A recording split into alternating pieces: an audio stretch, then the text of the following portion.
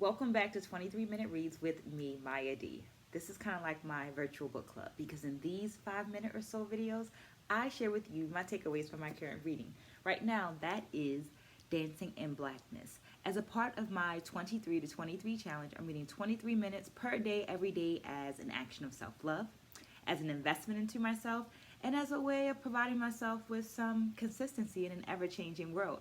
Hoping that you will join me along in this journey by liking this video, subscribing to the channel, and dropping some comments down there in that comment section so there's an actual dialogue going on.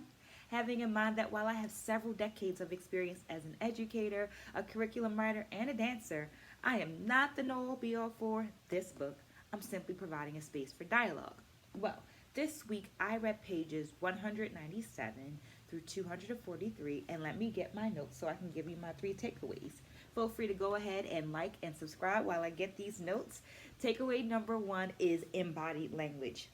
In the Reconnecting with Greater Accra and Journey to Togo and Nigeria section, we find this quote from Osumare. I was speaking their embodied language, and that made me family.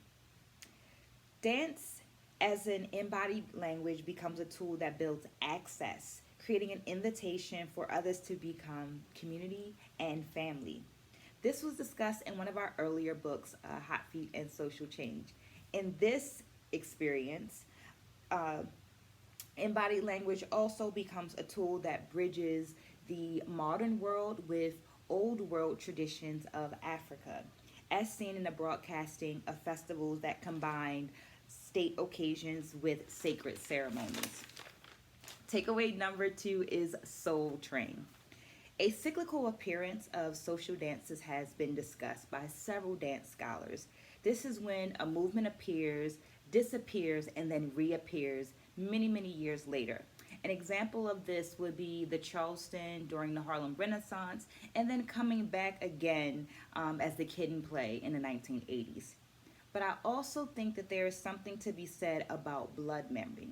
Blood memory is when you do something unconsciously that is somehow connected to the customs and traditions of your lineage. But once again, it's this thing that you do just like without anybody telling you to do it. In the teaching at UG Legion and preparing to return to the US section, Osumare writes, when I introduced the Soul Train 1970s movement, the bump, where one touches one's partner's hip or other body part with one's own hip on syncopated beats, they all yelled, "That's Toure from Bamaya," end quote. In this case, we see African American dance as a twin in Africa.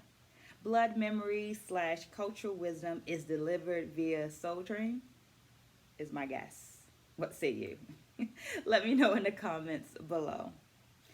Takeaway number three is 742 or 742.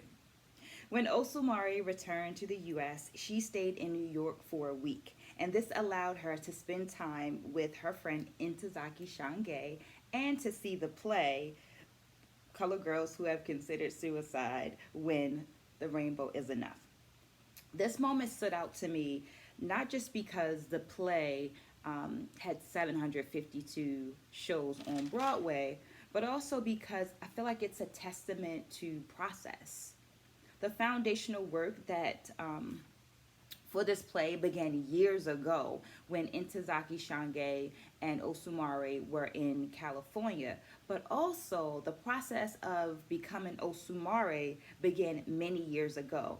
And in this section, when she returns to the US, she speaks of being happy and acknowledging the work that she's done when the rainbow is enough. So I found it serendipitous because we learned earlier in the book that Osumare is the name that Shange gave to Dr. Halifu many years ago, and that Osumare translates or is the Yoruba deity of the rainbow. But maybe that's a reach. Let me know in the comments below. Remember to like, to share, and to subscribe. Thank you for staying until the end. Stay blessed, spread a good word, and I'll see you soon.